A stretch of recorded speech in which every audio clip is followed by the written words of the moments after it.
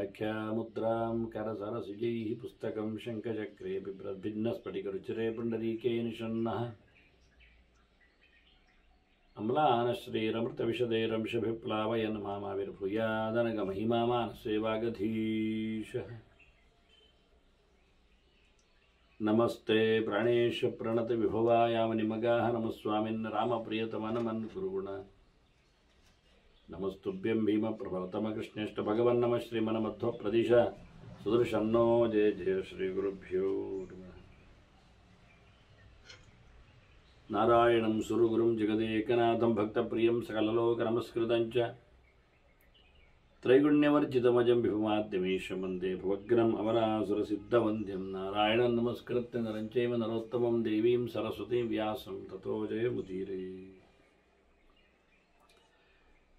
ವೇದವ್ಯಾಸರ ಮಹಾಭಾರತದ ಚಿಂತಕರಿಗೆ ವಂದನೆಗಳು.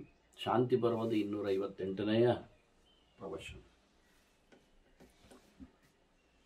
ಭೀಷ್ಮಾಜ್ಞನಲ್ಲಿ ಧರ್ಮರಾಜ ಅಧ್ಯಾತ್ಮದ ವಿಚಾರಗಳ ಬಗ್ಗೆ ಚಿಂತನೆ ಕೇಳಿದ್ದಾನೆ. ಜೊತೆಯಲ್ಲಿ ಸೃಷ್ಟಿ ಲಯಗಳ ಬಗ್ಗೆಯೂ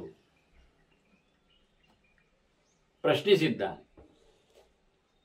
ಹೀಗಾಗಿ ಸ್ವಲ್ಪ ಕ್ಲಿಷ್ಟವಾದ ಕೆಲವು ಪ್ರಮೇಯಗಳೆಡೆಗೆ ಭೀಷ್ಮರು ಚಿಂತನೆಯನ್ನು ಸಾಗಿಸಿದ್ದಾರೆ. ಈ ಜಗತ್ತಿನ ಜೀವನ, ಈ ದೇಹದ ಚಿಂತನೆಗಳೆಡೆಗೆ ಹರಿಯಗೊಟ್ಟಿದ್ದಾರೆ. ಪಂಚಭೂತಗಳ ಬಗ್ಗೆ ಮಾತು ಹೇಳಿದವರು ಭೀಷ್ಮರು ಅಲ್ಲಿರತಕ್ಕ ಪಂಚಭೂತಗಳ ಪರಿಚಯವನ್ನು ಒಂದು ಮೂರು ಮುಖಗಳಿಂದ ಮಾಡುತ್ತಾರೆ.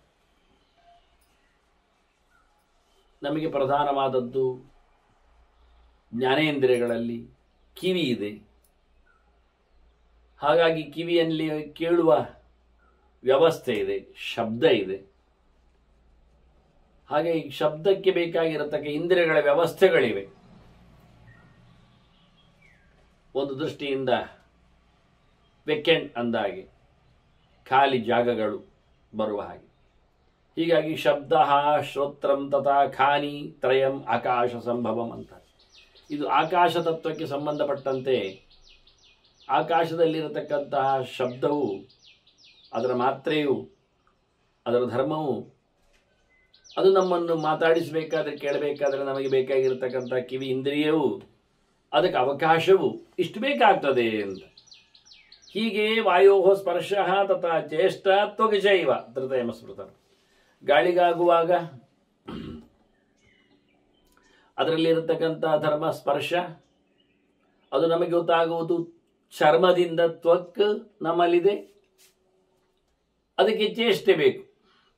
ನಿರಂತರ ಗತಿಯಲ್ಲಿರುವಂಥದ್ದು ಗಾಳಿಯಾಗಿದೆ. ಹಾಗೆ ರಸ ಕ್ಲೇದಷ್ಟ ಜಿಹ್ವಾಚ, ನೀರಿಗೆ ಪಸೆ ಇದೆ, ಒದ್ದೆತನ, ಅದನ್ನು ಗಮನಿಸುವಂಥದ್ದು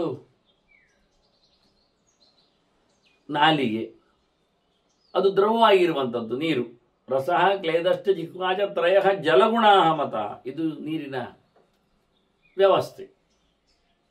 ಹಾಗೆ ಘ್ರೇಯಂ ಗ್ರಾಣಂ ಶರೀರಂಚ ಏತೆ ಭೂಮಿಗುಣ ತ್ರಯ, ನೆಲಕ್ಕೆ ಸಂಬಂಧಪಟ್ಟಂತೆ, ಮಣ್ಣು ತತ್ವಕ್ಕೆ ಸಂಬಂಧಪಟ್ಟಂತೆ ಈ ದೇಹವೇ ಒಂದು ಮಣ್ಣಿನದ್ದು.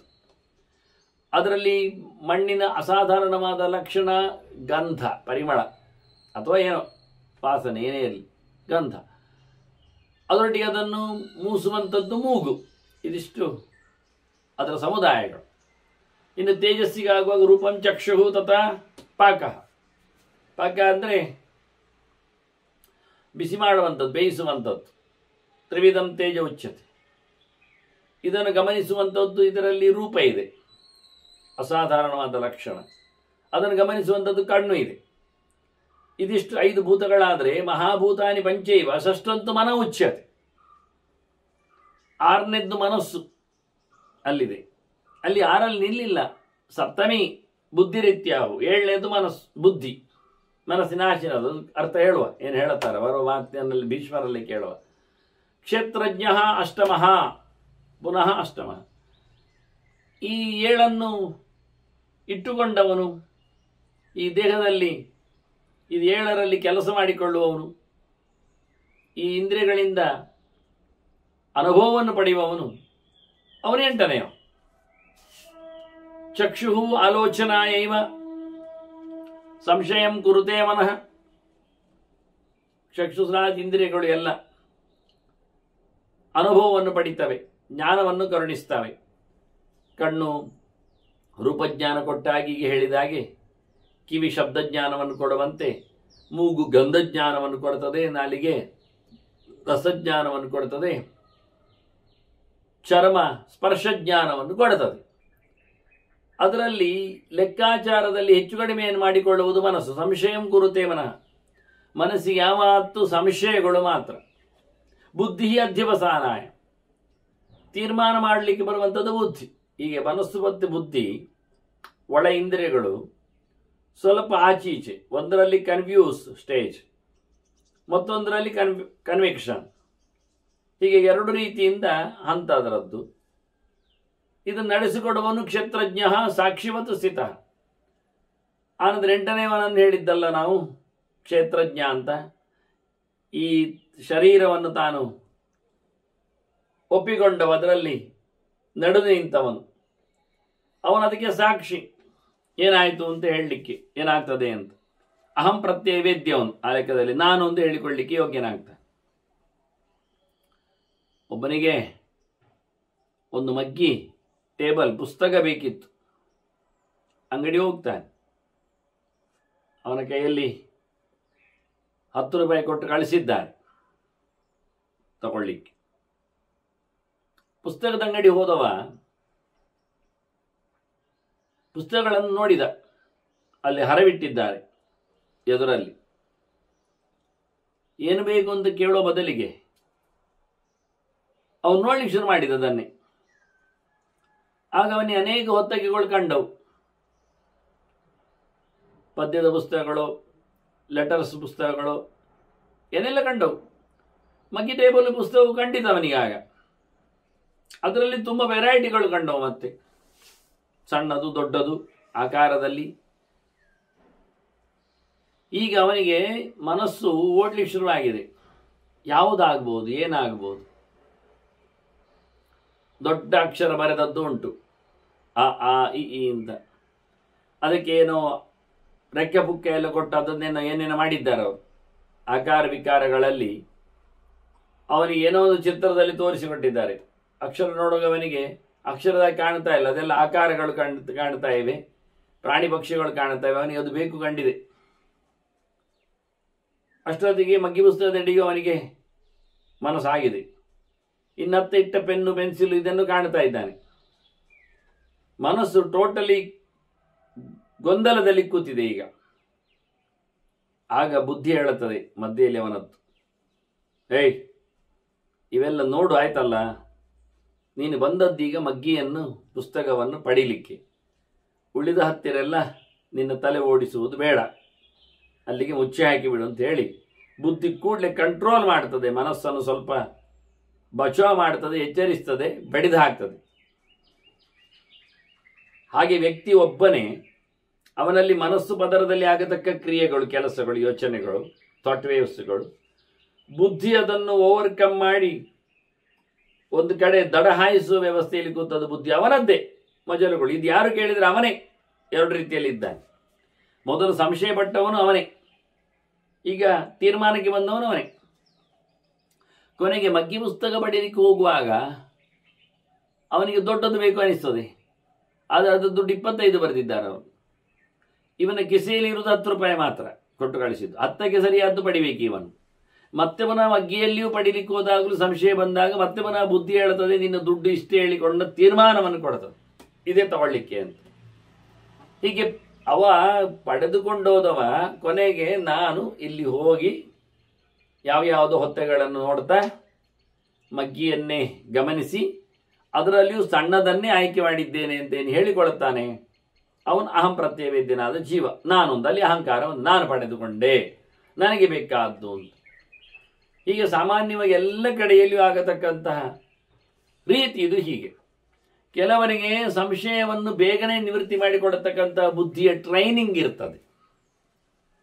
ಅನುಭವಗಳಲ್ಲಿಯೂ ಸಾಧನೆಗಳಲ್ಲಿಯೂ ಶಾಸ್ತ್ರಗಳಿಂದಲೂ ಶಾಸನಗಳಿಂದಲೂ ಒಂದು ದೃಷ್ಟಿಯಿಂದ. ಇನ್ನು ಕೆಲವರಿಗೆ ಇವೆಲ್ಲ ಇದ್ದರೂ ಸಹ ಅವರ ಮನಸ್ಸೇ ಅಧಿಕ ಪ್ರಸಂಗಿ ಆಗಲಿಕ್ಕೆ ಹೋಗಿ ಅದು ಬುದ್ಧಿ ಕೈಗೆ ಸಿಗುವುದೇ ಇಲ್ಲ ಅಂಥದ್ದು ಹೌದು, ಅದು ಒಳ್ಳೆತನ ಅಲ್ಲ. ಇಷ್ಟು ಹೇಳುತ್ತವ್ರು ಈ ಚಿಚ್ಚಕ್ತಿ ಅಧಿಷ್ಠಿತ ಬುದ್ಧಿ ಚೇತನಿತ್ಯ ಅಭಿವಿಶ್ರುತ. ಇನ್ನೂ ಒಂದು 2 ಮಜಲುಂಟು ಅಂತಾರೆ ಈ ಬುದ್ಧಿಗೆ. ಅದರ ಆಚೆಗೆ ಚಿತ್ಶಕ್ತಿ ಅಂತ, ಜ್ಞಾನಶಕ್ತಿ, ಜಡವಾದ್ದಲ್ಲದು ಒಂದು ದೃಷ್ಟಿಯಿಂದ. ಅದರಲ್ಲಿ ನೆನಪು ಶಕ್ತಿ ಉಂಟು, ಮತ್ತೆ ಗಟ್ಟಿದ್ದು ಬಹು ಸ್ಮರಣೆ ಇದೆ ಶಕ್ತಿ, ಅದನ್ನು ಚೇತನ ಅಂತಾರೆ. ಬಹು ಸ್ಮರಣ ಶಕ್ತಿ ಇತ್ತು ಚೇತನ ನಿತ್ಯ ವಿಧೀಯತೆ ಅಂತ ಆಚಾರ್ಯ ಮತ್ತು ಹೇಳ್ತಾರೆ. ಹಾಗಾಗಿ ಬುದ್ಧಿ ಮತ್ತೊಂದಿಷ್ಟು ಬೆಳೆದು ಗಟ್ಟಿಯಾಗಿ ನೆನಪನ್ನು ಮಾಡಿಕೊಳ್ತದೆ. ನಾನು ಮೊನ್ನೆ 10 ರೂಪಾಯಿ ಕೊಟ್ಟಾಗ ಕಳೆದ ತಿಂಗಳು ಪುಸ್ತಕದ ಅಂಗಡಿಯಲ್ಲಿ ಹೋಗಿ ಬೇರೆ ಕೆಲವು ಪುಸ್ತಕಗಳನ್ನು ನಾನು ಗಮನಿಸಿದ್ದೇನೆ ಅಂತ ನೆನಪು ಮಾಡಿಕೊಳ್ತಾನೆ. ಅದೀಗ ಬೇಕು ನನಗೆ ಕಾಣುತ್ತದೆ ಶುರು ಮಾಡ್ತಾನೆ. ಮತ್ತೆ ಹೀಗೆ ಅವನ ನೆನಪು ಕೆಲಸ ಮಾಡಿಕೊಳ್ಳುತ್ತದೆ.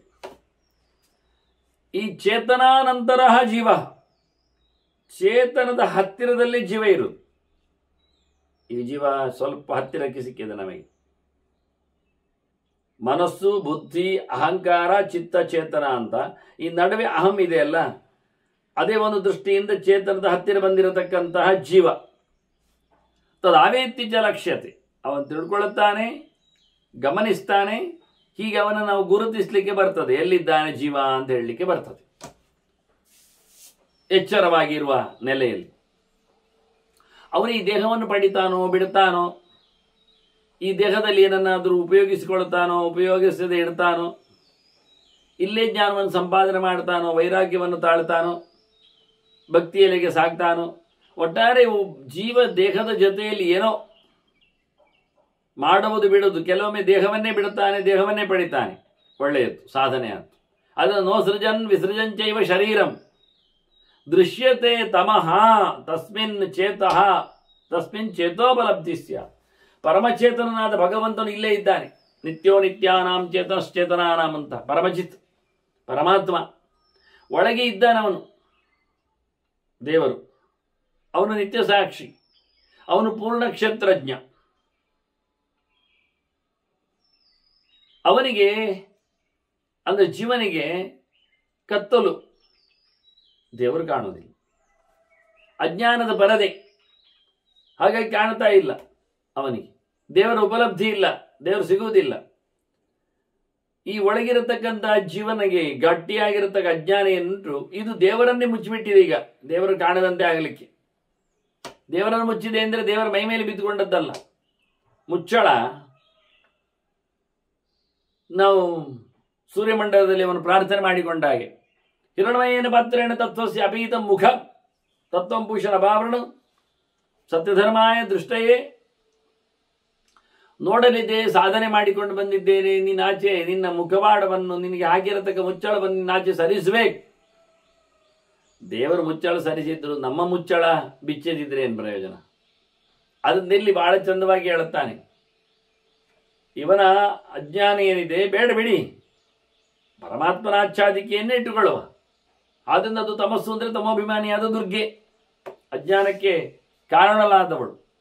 ಅದನ್ನ ನಡುವೆ ಆಚ್ಛಾದನೆ ಪಟ ಇದೆ, ದುರ್ಗೆ ಇದ್ದಾಳೆ. ಹಾಗಾಗಿ ದೇವರು ಕಾಣುತ್ತಾ ಇಲ್ಲ, ದೇವರು ನೋಡ್ತಾ ಇಲ್ಲ. ನಡುವೆ ನಿಂತ ಈ ಪರದೆ ತಮಸ್ಸು ಅದು ಅವನನ್ನೇ ಅಡ್ಡ ಮಾಡಿದೆ. ತಮೇವ ಆಚ್ಛಾದಯಂತ್ಯುತ. ಆದರೆ ದೇವರಿಗೆ ಪರದೆ ಅಡ್ಡ ಆಗುವುದಿಲ್ಲ. ದೇವರು ಪರದೆಗಿಂತ ದೊಡ್ಡಗಿದ್ದಾನೆ. ದೇವರು ಪರದೆ ಅಡಿಯಲ್ಲಿ ನೋಡ್ತಾನೆ, ಪರದೆ ಮೇಲೂ ನೋಡ್ತಾನೆ, ಪರದೆ ಇದ್ದಲ್ಲಿಯೂ ನೋಡ್ತಾನೆ. ದೇವರಿಗೆ ಅಡ್ಡ ಇಲ್ಲ. ಅವನ ಅವತಾರ ಕಾಲದಲ್ಲಿ ನೋಡಿ ವಿಶ್ವರೂಪದ ಕಥೆ ಏನು, ದೇವರಿಗೆ ಕಾಣೋದು ಸಿಗ್ತದಾಗ. ಬೆಳೆದ ಕಥೆ ಹೇಗಿತ್ತು, ದೇವರಿಲ್ಲದ ಜಾಗ ಆಗ್ತದ. ಅರ್ಧ ಊರ್ಧ್ವಂ ಪಾದ ತಳಾಭ್ಯಾಮ್ಯತ್ ಅರ್ವಾಕ್ ಚೋರ್ಧ್ವಂಚ ಪಶ್ಯತಿ. ಊರ್ಧ್ವಂ ಪಾದ ತಳಾಭ್ಯಾಮ್ಯತ್, ಕಾಲಡಿಗಿಂತ ಮೇಲಕ್ಕೆ, ಅರ್ವಾಕ್ ಚೋರ್ಧ್ವಂಚ ಪಶ್ಯತಿ, ಮೇಲಿಂದ ಕೆಳಕ್ಕೆ ಎಲ್ಲವನ್ನು ದೇವರು ನೋಡ್ತಾನೆ. ದೇವರಿಗೆ ಕಾಣದೇ ಇರುವಂಥದ್ದು ಇಲ್ಲ. ದೇವರ ಕಣ್ಣು ಮೇಲೆ ಇರುವುದು. ಅದನ್ನ ಕಾಲಡಿಯಲ್ಲಿ ಎಂಥದ್ದು ಕಾಣೋದಿಲ್ಲ ದೇವರಿಗೆ ಅಂತ ಏನು ಮಾಡ್ಬೇಕು. ಭಯಂಕರ ಮೇಲೆ ಸ್ವತ್ತುಗಳಿವೆ, ಅದೆಲ್ಲ ಅವನಿಗೆ ಎಟಕುವುದಿಲ್ಲ, ಅವನಿಗೆ ನೆನಪಿಸಿಕೊಳ್ಳಿಕ್ಕೆ ಆಗುವುದಿಲ್ಲ, ಕಾಣಲಿಕ್ಕಿಲ್ಲ ಹೇಳಬೇಡಿ. ಅವನು ಅದಕ್ಕಿಂತ ಎತ್ತರವಾಗಿದ್ದಾನೆ. ಹಾಗೆ ಅತ್ಯಂತ ಸೂಕ್ಷ್ಮನಾದವ, ಅತ್ಯಂತ ವ್ಯಾಪ್ತನಾದವ ಭಗವಂತನಿಗೆ ಎಲ್ಲವೂ ಗೊತ್ತಿದೆ. ಏತೇನ ಸರ್ವಂ ಏವೇದಂ ವಿದ್ಧಿ ಅಭಿವ್ಯಾಪ್ತಂ ಅಂತರಂ. ಈ ನಡುವೆ ಎಲ್ಲ ತುಂಬಿಕೊಂಡದ್ದು ಎಲ್ಲ ದೇವರೇ. ಜೀವ ತುಂಬಿಕೊಂಡವನಲ್ಲ, ದೇಹದಲ್ಲಿ ತುಂಬಿಕೊಂಡಿದ್ದಾನೆ. ಜೀವರಾಶಿಗಳು ದೇಶದಲ್ಲಿ ತುಂಬಿಕೊಳ್ಳುತ್ತವೆ. ಆದರೆ ಸರ್ವತ್ರ ಸಮಗತನಾಗಿ ನಿಂತವಾದ ಭಗವಂತ ಮಾತ್ರನೇ. ಹೀಗಾಗಿ ಎಲ್ಲವನ್ನು ಭಗವಂತ ಆವರಿಸಿದ್ದಾನೆ, ಎಡೆಯೇ ಇಲ್ಲ. ಇದಿಷ್ಟು ವಿಶೇಷವಾಗಿರತಕ್ಕಂಥ ಚಿಂತನೆಯಲ್ಲಿ ಮನುಷ್ಯ ತನ್ನ ಇಂದ್ರಿಯಗಳನ್ನು ಕಾಪಾಡಿಕೊಳ್ಳಬೇಕು. ಇದು ಒಟ್ಟು ಅರ್ಥ. ಪುರುಷೈ ಇಂದ್ರಿಯಾಣೀಹ ವಿಜೇತವ್ಯಾನಿ ಕೃಷ್ಣಶಃ. ಸಮಗ್ರವಾಗಿ ಇಂದ್ರಿಯ ಜಯ ಆದರೆ ಹೊರಗಿನ ಬಾಗಿಲು ಹಾಕಿಕೊಂಡ್ರೆ ಒಳಗಿನ ಭಗವಂತ ಕಾಣಲಿಕ್ಕೆ ಶುರುವಾಗ್ತಾನೆ. ಆದ್ರೆ ಇಂದ್ರಿಯ ಜಯ ಕೊನೆಗೂ ಮತ್ತೊಮ್ಮೆ ಹೇಳ್ತಾರವ್ರು ಭೀಷ್ಮರು ಮತ್ತೆ ಹೇಳ್ತಾರೆ, ಇಂದ್ರಿಯಗಳನ್ನು ಗೆದ್ದುಕೊಳ್ಳಬೇಕು ಆದ್ರಿಂದ ಅಂತ ಮುಖ್ಯವಾಗಿ ನೋಡಿಕೊಳ್ಳಿಕ್ಕೆ. ಈ ಜೀವನಲ್ಲಿ ತಮಸ್ಸಿನ ಬಗ್ಗೆ ಮಾತಾಡಿದ್ರಿಂದ ಅದರದ್ದು ಹಂತಗಳನ್ನು ಹೇಳ್ತಾರೆ ಭೀಷ್ಮರು. ಮತ್ತು ಇದರ ಜಯಕ್ಕೆ ಇರಬೇಕಾದಂತಹ ಕ್ವಾಲಿಫಿಕೇಶನ್ ತಮೋ ರಜಶ್ಚ ಸತ್ವಂಚ ತೇವಿ ಭಾವಾಹ ತದಾಶ್ರಿತಾ. ಮನುಷ್ಯನ ಬುದ್ಧಿಯಲ್ಲಿ 3 ಗುಣಗಳು ನಿಂತಿವೆ, ಸತ್ವ ರಜಸ್ಸು ತಮಸ್ಸು ಅಂತ. ಒಳ್ಳೆಯದು, ಕೆಟ್ಟದ್ದು, ತೀರ ಒಳ್ಳೆಯದಲ್ಲ ತೀರ ಕೆಟ್ಟದ್ದಲ್ಲ ಅಂತದ್ದು, ನಡುವಿನದ್ದು. ಹಾಗಾಗಿ 3 ರೀತಿಯ ಭಾವಗಳು ಬುದ್ಧಿಯಲ್ಲಿ ಬಂದಿವೆ. ಆದ್ರಿಂದ ಯತಾಂ ಬುದ್ಧಿಯ, ವಾಸ್ತವವಾಗಿ ಇದನ್ನು ಯತಾಂ ಬುದ್ಧುವ ತಥೋ ಬುದ್ಧಿಯ ಭೂತಾನಾಂ ಅಗದಿಂಗದಿಂ ಸಮವೇಕ್ಷ್ಯ ಶನೈಶ್ಚೈವ ಲಭತೆ ಶಮುತ್ತಮ. ವಾಸ್ತವವಾಗಿ ಇವ ಇಂದ್ರಿಯನ್ನು ಗೆಲ್ಲಬೇಕು ಅಂದರೆ ಸತ್ವರಜಸ್ಸು ತಮಸ್ಸುಗಳು ಇರಲಾಗಿ ಬುದ್ಧಿಯಲ್ಲಿ ಅವನು ಚೆನ್ನಾಗಿ ತ್ರಿಗುಣಗಳನ್ನು ಅಭ್ಯಾಸ ಮಾಡಿಕೊಂಡು ತನಗೆ ಬರತಕ್ಕಂಥ ಪಂಚಭೂತಗಳಿಂದ ಆಗುವ ಜ್ಞಾನಗಳ, ಶಬ್ದಾದಿಗಳ, ಅನುಭವಗಳ, ಊಟಗಳ ವಿಷಯದ ಸಪ್ಲೈ ಇದನ್ನು ಚೆನ್ನಾಗಿ ಅರಿತುಕೊಂಡು ಅಭ್ಯಾಸ ಮಾಡಿಕೊಂಡವ ಇಲ್ಲಿ ಲೋಕದ ಎಲ್ಲರ ಬಗ್ಗೆಯೂ ಸಹ ತನ್ನ ಸಂಪರ್ಕವನ್ನು ಚೆನ್ನಾಗಿ ಯೋಜಿಸಿಕೊಂಡು ಅವನು ನಿಜವಾಗಿ ಶಾಂತಿಯನ್ನು, ಸಮಾಧಾನವನ್ನು, ಭಗವಂತನ ಲೋಕವನ್ನು ಪಡೆಯುತ್ತಾನೆ. ಹೀಗೆ ಮಾಡಿಕೊಂಡಾಗ ಗುಣಾಂತೆ ನೀಯತೆ ಬುದ್ಧಿ. ಬುದ್ಧಿ ಸತ್ವರಜಸ್ಸು ತಮಸ್ಸು ಗುಣಗಳ ಹತ್ತಿರದಲ್ಲೇ ಇರ್ತದೆ. ನೋಡಿಕೊಳ್ಬೇಕು ನಾವು. ಬುದ್ಧಿರೇವ ಇಂದ್ರಿಯಾಣ್ಯಮಿ. ಇಂದ್ರಿಯಗಳನ್ನು ಕಂಟ್ರೋಲ್ ಮಾಡುವುದು ಬುದ್ಧಿಗಳೇ. ಬುದ್ಧಿಯ ಅಧೀನದಲ್ಲಿಯೇ ಎಲ್ಲ ಇಂದ್ರಿಯಗಳು ಸೇರಿವೆ. ಅವನು ಸುಪೀರಿಯರ್ ಒಂದು ದೃಷ್ಟಿಯಿಂದ. ಮನಃಷ್ಟಾನಿ ಸರ್ವಾಣಿ. ಬುದ್ಧಿ ಮನಸ್ಸನ್ನು ಕಂಟ್ರೋಲ್ ಮಾಡ್ತದೆ, ನೋಡಿಕೊಳ್ತದೆ, ಹೇಳಿಬಿಡುತ್ತದೆ. ಹೀಗೆ ಬುದ್ಧ್ಯಭಾವೇ ಕುತೋ ಗುಣ. ಅಂದ ಬುದ್ಧಿಯನ್ನು ಜಯಿಸದಿದ್ದರೆ ಗುಣಗಳನ್ನು ನಾವು ಮಣಿಸ್ಲಿಕ್ಕೆ ಆಗುವುದಿಲ್ಲ. ತ್ರಿಗುಣಗಳ ಈ ಒಂದು ಬಂಧನಕ್ಕೆ, ಅವುಗಳ ಆಟಾಟೋಪಗಳಿಗೆ ನಾವು ಸಿಕ್ಕಿ ಬೀಳಬೇಕಾಗ್ತದೆ. ಆದ್ದರಿಂದ ಬುದ್ಧಿ ಜಯದಿಂದ ಇಂದ್ರಿಯಗಳ ಜಯ ಸಾಧ್ಯ ಆಗ್ತದೆ. ಬುದ್ಧಿ ನಿಗ್ರಹದಿಂದ ಎಲ್ಲವನ್ನು ಕಂಟ್ರೋಲ್ ಮಾಡಲಿಕ್ಕೆ ಬರ್ತದೆ. ಇದು ತನ್ಮಯಮೇತತ್. ಹೀಗೆ ಎಲ್ಲವೂ ಸಹ ಬುದ್ಧಿಮಯವಾದದ್ದರಿಂದ, ಬುದ್ಧಿ ಪ್ರಧಾನವಾದ್ದರಿಂದ ಎಲ್ಲವೂ ಸರ್ವಂ ಸ್ಥಾವರ ಜಂಗಮ್, ನಡೆದಾಡದ ಇಡೀ ಜೀವ ಪ್ರಪಂಚವೇ ಬುದ್ಧಿಗತ, ಬುದ್ಧಿಯುತ. ಹಾಗಾಗಿ ಯೋಚನೆ ಮಾಡಿಕೊಂಡು ಕೆಲಸ ಮಾಡಿದರೆ ಅನುಕೂಲ ಆಗ್ತದೆ. ಇಡೀ ಜಗತ್ತು ಬಿದ್ದು ಹೋಗುವಂಥದ್ದು ಈ ತತ್ವದಲ್ಲಿ, ದೊಡ್ಡ ತತ್ವಗಳಲ್ಲೇ. ಪುರುಷ ತತ್ವದ ಹತ್ತಿರ ಇರುವಂಥದ್ದೇ ಬುದ್ಧಿ ತತ್ವ ಅಲ್ವಾ. ಚತುರ್ಮುಖ ಪುರುಷ ತತ್ವಕ್ಕೆ ಅಭಿಮಾನಿ ಇದ್ದಾನೆ, ಬುದ್ಧಿಗೆ ಸರಸ್ವತಿ ಇದ್ದಾಳೆ. ಹೀಗಾಗಿ ಈ ಜಗತ್ತಿನ ಎಲ್ಲವೂ ಸಹ ಈ ಅಂಡರ್ ಬರಲಿಕ್ಕೆ ಹೋಗಿ ಪ್ರಳೀಯತೆ ಚ ಉದ್ಭವತಿ ತಸ್ಮಾತ್ ನಿರ್ದಿಶ್ಯತೆ ತಥಾ. ಎಲ್ಲ ವಿಷಯಗಳು, ಶಬ್ದಸ್ಪರ್ಶ ರೂಪ ರಸಗಂಧಗಳು ಹೊರಗಿರತಕ್ಕ ಇಂದ್ರಿಯಗಳಿಂದ ನಮಗೆ ಅರ್ಥ ಆಗುವಂಥದ್ದು ಅನುಭವಕ್ಕೆ ಆಗುವುದು ಬುದ್ಧಿಯಿಂದ. ಆದ್ದರಿಂದ ಎಲ್ಲವೂ ಸಹ ಬುದ್ಧಿಯಲ್ಲಿ ಲಯಗೊಳ್ತದೆ, ಬುದ್ಧಿಯಿಂದ ಸೃಷ್ಟಿಗೆ ಬರ್ತದೆ ಅಂತ ತಿಳ್ಕೊಳ್ಳಿಕ್ಕೆ ಬೇಕು ಅಂತ. ಕಣ್ಣು ನೋಡುವುದಲ್ಲ, ಕಣ್ಣಿನಿಂದ ಬುದ್ಧಿ ನೋಡ್ಬೇಕು. ಬುದ್ಧಿ ಬಾರದಿದ್ರೆ ಹತ್ತಿರ ಹೋದವರು ಯಾರು ಗೊತ್ತೂ ಆಗುವುದಿಲ್ಲ, ಗಮನಕ್ಕೂ ಬರೋದಿಲ್ಲ. ಅದನ್ನು ಏನ ಪಶ್ಯತಿ ತಚ್ಚಕ್ಷು, ಅದರಂತೆ ರಸಂ ಪಿಬತಿ ಜಿಹ್ವಯ, ರಸಂ ಜಾನಾತಿ ಜಿಹ್ವಯ, ನಾಲಿಗೆಯಿಂದ ನಮಗೆ ರುಚಿ ಗೊತ್ತಾಗ್ತದೆ. ಜಲತತ್ವದ ಅನುಸಂಧಾನಕ್ಕೆ ಹೇಳಿತ್ತು.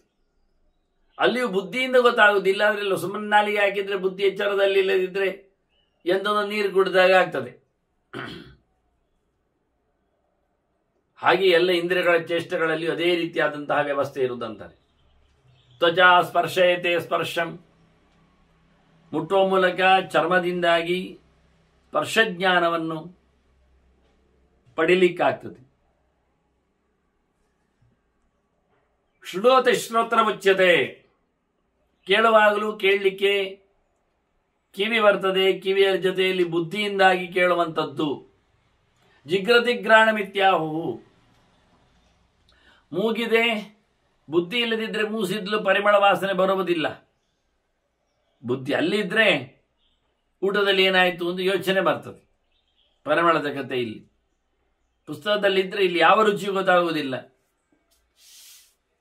ಇದನ್ನೇ ನಿಜವಾಗಿ ಬುದ್ಧಿರ್ ವಿಕ್ರಿಯತೆ ಅಸಗಿರದಂತ. ಇಲ್ಲಿ ಎಲ್ಲ ಕಡೆಯಲ್ಲಿ ಬೇರೆ ಬೇರೆ ರೀತಿಯಿಂದ ಮತ್ತೆ ಮತ್ತೆ ಬುದ್ಧಿ ವಿಕಾರ ಆಗ್ತಾ ಬಂದಿದೆ. ಮನಸ್ಸು ಹೇಗೆ ಬುದ್ಧಿಯ ಇನ್ನೊಂದು ಮಜಲಾಗಿ ಉಂಟು, ಹಾಗೆ ಮನಸ್ಸಿನ ಮಜಲುಗಳಾಗಿ ಈ ಇಂದ್ರಿಯಗಳು, ಒಳ ಇಂದ್ರಿಯಗಳು ಇರಲಿಕ್ಕೆ ಹೋಗಿ ಅದೇ ಸ್ಪಷ್ಟವನ್ನು ಹೇಳುತ್ತಾರೆ. ವಾಸ್ತವವಾಗಿ ಬುದ್ಧಿಯೇ ಇಲ್ಲಿ ಎಲ್ಲ ಕಡೆಯಲ್ಲಿ ಬೇರೆ ಬೇರೆ ರೀತಿಯಿಂದ ಕಣ್ಣಿನೊಳಗೂ ಬುದ್ಧಿ ಸೇರಿಕೊಂಡು ಕಾಣುವಂತೆ ಮಾಡಿಕೊಂಡಿದೆ, ಒಂದು ವಿಕಾರವನ್ನು ಪಡೀತದೆ ಬುದ್ಧಿ. ಕಿವಿಯೊಳಗೂ, ಕಿವಿಯನ್ನು ಇಂದ್ರಿಯ ಇರಬೇಕು, ಅಲ್ಲಿ ಪ್ರವೇಶ ಆಗಬೇಕು ಬುದ್ಧಿಯದ್ದು. ಏನ ಸಂಕಲ್ಪಯತ್ಯರ್ಥಂ ಕಿಂಚಿತ್ ಭವತಿ ತನ್ಮನ. ಈಗ ಒಳಗೆ ಸಂಕಲ್ಪ ಮಾಡೋದುಂಟಲ್ಲ ಮನಸ್ಸು, ಅದೆಂಥದ್ದು? ಅದು ಬುದ್ಧಿ ಇದ್ದೇ ಒಂದು ಮುಖ, ಸ್ವಲ್ಪ ಮುಖ್ಯ ಬುದ್ಧಿದ್ದುಂಟು. ಬುದ್ಧಿ ಅದು ಮಾಡ್ತದೆ. ಆ ದೃಷ್ಟಿಯಿಂದ ಮನಸ್ಸು ಅಂತ ಹೇಳುವುದಷ್ಟೇ, ಮನಸ್ಸಿನ ಕೆಲಸದಲ್ಲಿ ಬುದ್ಧಿ ಇದ್ದೇ ಪಾರ್ವತ್ಯಗಳಿರುವಂಥದ್ದು. ಮತ್ತು ನೋಡ್ಲಿಕ್ಕೆ ಹೋದ್ರೆ ಅಧಿಷ್ಠಾನಾನಿ ಬುದ್ಧೇರ್ಹಿ ಪೃಥಗರ್ಥಾನಿ ಪಂಚದ. ಶಬ್ದಸ್ಪರ್ಶ ರೂಪರಸಗಳ ಗಂಧಗಳುಂಟಲ್ಲ, 5 ಪ್ರಯೋಜನಗಳು ನಮಗೆ ಸಿಗಬೇಕಾದವುಗಳು, ವಿಷಯಗಳು, ವಸ್ತುಗಳು. ವಾಸ್ತವವಾಗಿ ಇದು ಬುದ್ಧಿಯ ಅಧಿಷ್ಠಾನಗಳು, ಬುದ್ಧಿ ಕಂಡುಬರುವ ತಾಣಗಳು, ಬುದ್ಧಿ ಇಲ್ಲಿಕ್ಕೆ ಬೇಕಾದ ವ್ಯವಸ್ಥೆ. ಹಾಗೆ ಪಂಚೇಂದ್ರಿಯಾಣಿ ಯಾನ್ಯಾಹು ತಾನೇ ಅದೃಶ್ಯ ಅಧಿತಿಷ್ಠತೆ. ಈ ವಿಷಯಗಳ ಅನುಭವಕ್ಕೆ ಬರಬೇಕಾದ ಶಬ್ದಕ್ಕೆ ಕಿವಿ ಬೇಕು. ಪಂಚ ಜ್ಞಾನೇಂದ್ರಿಯಗಳಲ್ಲಿ ಕಿವಿಯೊಂದು ಮುಖ್ಯ. ಶ್ರೋತ್ರಂ ಚಕ್ಷು ಸ್ಪರ್ಶನಂ ಚರಸನಂ ಘ್ರಾಣಮೇ ಮೆಚ್ಚ ಹೇಳಿದಾಗಿ ಈ 5 ಇಂದ್ರಿಯಗಳು ಸಹ ಬುದ್ಧಿಯಿಂದ ಕಂಟ್ರೋಲ್ ಅಲ್ಲಿವೆ. ಸೂಕ್ಷ್ಮ, ಕಾಣುವುದಿಲ್ಲ, ಕಾಣುವಂಥದ್ದಲ್ಲ. ತಾನೇ ಅದೃಶ್ಯ ಆದಿರಿಷ್ಟದೆ. ಕಾಣದಂತೆ ಆ ಇಂದ್ರಿಯಗಳ ಮೇಲೆ ಪ್ರಭುತ್ವವನ್ನು ಸ್ಥಾಪಿಸಿ ಬುದ್ಧಿ ಕೂತಿದೆ. ಪುರುಷಾಧಿಷ್ಠಿತ ಬುದ್ಧಿ ತ್ರಿಶಿಭಾವೇಶು ಬರ್ತದೆ. ಈ ಮನುಷ್ಯನಲ್ಲಿರತಕ್ಕಂಥ ಈ ಬುದ್ಧಿ ಏನಿದೆ 3 ಮಜಲಿನದ್ದು, ಅದರಲ್ಲಿ 3 ಮಜಲನ್ನು ಕಾಣಲಿಕ್ಕೆ ಬರ್ತದೆ. ಉತ್ತಮ ಬುದ್ಧಿ, ಮಧ್ಯಮ ಬುದ್ಧಿ, ಅಥವಾ ಉತ್ತಮವಾದಂತಹ ಶರೀರ, ಮಧ್ಯಮವಾದದ್ದು, ಅಧಮವಾದದ್ದು. ಯಾಕೆ ಕೇಳಿದರೆ ಅಲ್ಲಿರತಕ್ಕಂಥ ಭಾವಗಳಿಂದ ಉತ್ತಮವಾಗುವುದು ಸತ್ವದಿಂದ, ರಜಸ್ಸಿನಿಂದ ನಡುವೆ, ತಮಸ್ಸಿನಿಂದ ವಾಸ್ತವವಾಗಿ ಕೆಳಗೆ ನೀಚತನ. ಇದು 3 ಗುಣಗಳೇ ಅಲ್ಲಿ ನೆಲೆಗೊಂಡದ್ದು. ಹಾಗಾಗಿ ಬುದ್ಧಿಯಲ್ಲಿರತಕ್ಕಂಥ 3 ಭಾವಗಳು ಅದು ಯಾರಿಗೇನು ಹೇಗೆ ಬರ್ತದೆ ಅಂದರೆ ಕದಾಚಿಲ್ಲಭತೆ ಪ್ರೀತಿಂ ಕದಾಚಿತ್ ಅನುಶೋಚತ್. ಖುಷಿಯಲ್ಲಿರ್ತಾನಲ್ಲ, ನಿರಂತರ ಅಲ್ಲ ಸಂಸಾರದಲ್ಲಿ. ಹಾಗಾಗಿ ಒಮ್ಮೊಮ್ಮೆ ಸುಖವಾಗುವಲ್ಲಿ ವಾಸ್ತವವಾಗಿ ಬುದ್ಧಿಗೆ ನನ್ನ ಅನುಭವ ಆಗ್ತಾ ಇದೆ, ಅದು ಸಾತ್ವಿಕವಾದಂಥ ಭಾವದ ಅನುಕೂಲ. ದುಃಖ ಆದರೆ ಅದು ತಾಮಸ ಭಾವದ ಅನುಕೂಲ. ಮತ್ತು ಸುಖವಲ್ಲ ದುಃಖವಲ್ಲ ಮಿಶ್ರ ಆದರೆ ನ ಸುಖೇನ ನ ದುಃಖೇನ ಕದಾಚಿತ ವಿವರ್ತದೆ. ಕೆಲವೊಮ್ಮೆ ಅವನು ಹಾಗೂ ಇರ್ತಾನೆ, ಸುಖವೂ ಇಲ್ಲ ದುಃಖವೂ ಇಲ್ಲ, ಅದು ಮಿಶ್ರ. ಸಂಸಾರದ ಕತೆ ಒಂದು ದೃಷ್ಟಿಯಿಂದ ಅವರು ಹೇಳುವ ರೀತಿ, ಏವಂ ನರಾಣಾಂ ಮನಸ್ಸಿ ತ್ರಿಷು ಭಾವೇಶು ಅವಸ್ಥಿತ. ಹೀಗೆ ಮನುಷ್ಯನ ಮನಸ್ಸಿನಲ್ಲಿ ಇರತಕ್ಕಂಥ ಸತ್ವ ರಜಸ್ಸು ತಮಸ್ಸಿನಲ್ಲಿ ನೆಲೆಗೊಂಡಿರತಕ್ಕ ಬುದ್ಧಿಯು ಸ್ವಯಂ ಭಾವಾತ್ಮಿಕ, ಇದು ಭಾವರೂಪದ್ದೇ ಬುದ್ಧಿ ಇದೆ. ಭಾವಾನ್ ತ್ರೀನೇತಾನ್ ಅತಿವರ್ತತೆ. ಅದರಲ್ಲಿ ಇಂತಹ ಒಂದು ಸಾತ್ವಿಕವಾದ ಚಾಪುಗಳು ಅಲ್ಲಿಲ್ಲ. ಅದರಾಚೆಗೆ ಅವನು ಬಹಳ ಎಚ್ಚರದಲ್ಲಿ ಭಗವಂತನನ್ನು ಕಾಣಲಿಕ್ಕೆ ಇಷ್ಟಪಡ್ತಾನೆ. ಅದಕ್ಕಾಗಿ ಹೇಳಿಕೊಳ್ಳಿಕ್ಕೆ ಉಂಟು. ಸ್ವಯಂ ಭಾವಾತ್ಮಿಕ ಇದು ಒಂದು ಧರ್ಮವಾಗಿದೆ. 3 ಧರ್ಮಗಳನ್ನು ಇದು ಒಪ್ಪಿಕೊಳ್ಳುತ್ತದೆ. ನರಾಣ ಇದು ಹೇಗೆ ಕೇಳಿದರೆ, ಸರಿತಾಂ ಸಾಗರೋ ಭರ್ತ ಮಹಾವೇಲ ವಿವರಣವೇ ಒಂದು ದೃಷ್ಟಾಂತ ಕೊಡುತ್ತಾನೆ. ಸಮುದ್ರದಲ್ಲಿ ಎಲ್ಲ ನದಿಗಳು ಓಡಿ ಬಂದು ಸೇರ್ತಾನೆ. ಅದರಲ್ಲಿ ಎಲ್ಲ ನದಿಗಳಲ್ಲಿ ಶ್ರೇಷ್ಠವಾದದ್ದು ಗಂಗೆ, ಅದು ತುಂಬಿಕೊಳ್ಳುತ್ತದೆ. ಹಾಗಾಗಿ ಗಂಗೆಯ ಹೆಂಡತಿಯಾದ ವರುಣ ಅಥವಾ ಎಲ್ಲ ನದಿಗಳು ಒಟ್ಟು ಸೇರಿಕೊಂಡು ತುಂಬಿಕೊಂಡಿರತಕ್ಕಂಥ ಸಮುದ್ರ ಜಲರಾಶಿ ಅದೇನಾಗ್ತದೆ ಕೇಳಿದರೆ, ನರಾಣಾಂ ಸಾಗರೋ ಸರಿತಾಂ ಸಾಗರೋ ಭರ್ತ ಮಹಾವೇಲಾಮಿ ವರ್ಣಮೆ. ಆಗ ಅದು ನದಿಗಳು ಸಮುದ್ರಕ್ಕೆ ಧುಮುಕಿದಾಗ ಏನಾಗ್ತದೆ, ಒಮ್ಮೆಲೆ ಉಲ್ಲೋಲ ಕಲ್ಲೋಲಗಳಾಗ್ತವೆ. ಮತ್ತೆ ಮತ್ತೆ ಮೇಲಕ್ಕೆ ಹಾರಿ ಊರ್ಮಿಗಳು ಅಲೆಗಳು ಬರ್ತವೆ. ಹಾಗೆ ಬುದ್ಧಿ ಒಳಗೆ ಸೇರಿಕೊಂಡಾಗ ಅದರ ಜೊತೆಯಲ್ಲಿ ಉಳಿದ ಇಂದ್ರಿಯಗಳು ಮಾತಾಡಿದಾಗ ಅತ್ಯಂತ ಎಚ್ಚರದಲ್ಲಿ ಹಾರಲಿಕ್ಕೆ ಓಡಿ ಬರಲಿಕ್ಕೆ ಶುರುವಾಗಿರ್ತದೆ. ಮೊದಲಿಗೆ ಯಾವುದನ್ನು ಮಾತಾಡಿಸಿಕೊಳ್ಳುವುದಿಲ್ಲ ಬುದ್ಧಿ. ಅವಿಭಾಗತೆಯ ಬುದ್ಧಿ ಭಾವೇ ಮನಸ್ಸಿ ಬರ್ತದೆ. ಸುಮ್ಮನೆ ಮನಸ್ಸಿನಲ್ಲಿ ಇರ್ತದೆ ಈ 3 ಭಾವನೆಗಳು. ಪ್ರವರ್ತಮಾನಂತು ರಜಃ ತದ್ಭಾವ ಉಪವರ್ತದೆ. ಒಂದ್ಸರ್ತಿ ಏನೋ ಅಲುಗಾಟ ಆಗ್ತದೆ, ಹೆಚ್ಚು ಕಡಿಮೆ ಆಗ್ತದೆ. ಅಂತಹ ಸಂದರ್ಭದಲ್ಲಿ ತೈಜಸ್ವಾದಂತಹ ಭಾವಗಳಿಗೆ ವಿಕಾರವನ್ನು, ಚಿಂತನೆಯನ್ನು ಹೇಳುತ್ತಾರೆ. ಕೆಲವು ಇದೆಲ್ಲ ಇಂದ್ರಿಯಗಳಲ್ಲಿ ಸಾಮಾನ್ಯ. ಇಂದ್ರಾಣಿಚ ಸರ್ವಾಣಿ ಪ್ರವರ್ತಯತಿ ಸಾ ತದ. ಬುದ್ಧಿಯಾಗಿ ಎಲ್ಲ ಇಂದ್ರಿಯಗಳನ್ನು ಕೆಲಸ ಮಾಡಿಸ್ತದೆ. ಆದರೆ ಕೆಲವೊಮ್ಮೆ ಏತೇ ಸರ್ವಂ ತಮೋ, ನಿಜವಾಗಿ ಒಳಗೆ ಕೂತಿರತಕ್ಕಂಥ ಲಕ್ಷಣಗಳಲ್ಲಿ ರಜಸ್ಸು ಮಾತ್ರ ಬರುವುದಲ್ಲ, ರಜಸ್ಸು ಮಧ್ಯದ್ದು ಹೇಳಿ. ಹಾಗೆ ತಮಃ ಸತ್ವಂ, ಒಂದು ದೃಷ್ಟಿಯಿಂದ ತತಃ ಸತ್ವಂ ತಮಃ ಭಾವಃ ಪ್ರೀತಿಯೋಗಾತ್ ಪ್ರವರ್ತತೆ. ಮನುಷ್ಯನಲ್ಲಿ ಅಚ್ಚುಮೆಚ್ಚು ಬಂದಾಗ ಈ ಭಾವಗಳಲ್ಲಿ ಸತ್ವ ಬರ್ತದೆ. ಮತ್ತೆ ಯಾವುದು ಬಂದಾಗ, ದುಃಖ ಬಂದಾಗ ರಜಸ್ಸು ಬರ್ತದೆ. ಗಾಢವಾದ ದುಃಖ ಬಂದಾಗ ಜೋರು ರಜಸ್ಸು ಆ ದೃಷ್ಟಿಯಿಂದ. ಮತ್ತೆ ಮೋಹದಲ್ಲಿ ಅದು ತಮಸ್ಸಿನಲ್ಲಿ ಕಾರ್ಯಕ್ರಮ. ಅಜ್ಞಾನದ ದಶೆ ಅದು ತಮಸ್ಸು. ಹೀಗೆ 3 ಭಾವಗಳು ಮನಸ್ಸಿನಲ್ಲಿ ನೆಲೆಗೊಂಡಿವೆ. ಹಾಗಾಗಿ ಪ್ರತಿಯೊಂದು ಸಹ ಕೆಲಸ ಮಾಡ್ತದೆ. ಪ್ರೀತಿ ಸತ್ವಂ ರಜಃ ಶೋಕಃ ತಥೋ ಮೋಹಃ ತಮಸ್ತತ ಯೇ ಚ ಭಾವಾಃ.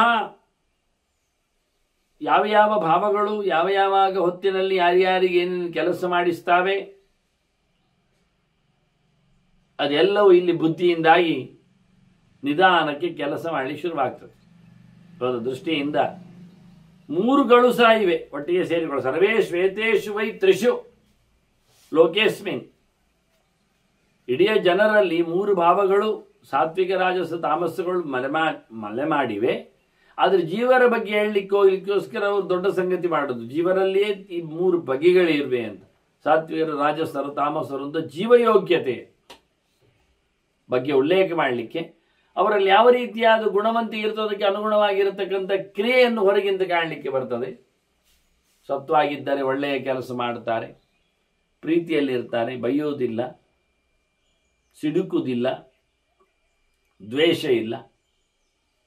ಅದೇ ಮುಂದಕ್ಕೆ ಹೋದಾಗ ರಜಸ್ಸಿಗೆ ಬಂದಾಗ ಅಳ್ಳಿಕ್ಕೆ ಇರ್ತದೆ, ಶೋಕ ಇರ್ತದೆ, ನೋವು ಇರ್ತದೆ, ಮತ್ತೆ ಮೋಹ ಅಜ್ಞಾನ ಇರ್ತದೆ. ತಮಸ್ಸಿಗೆ ಬಂದಾಗ ಏನು ಗೊತ್ತೇ ಇರುವುದಿಲ್ಲ, ವ್ಯತ್ಯಾಸ ಮಾಡೋದನ್ನು ಯಾರು ಗಮನಿಸಲಾರದಷ್ಟು ನೆಲೆಯಲ್ಲಿ.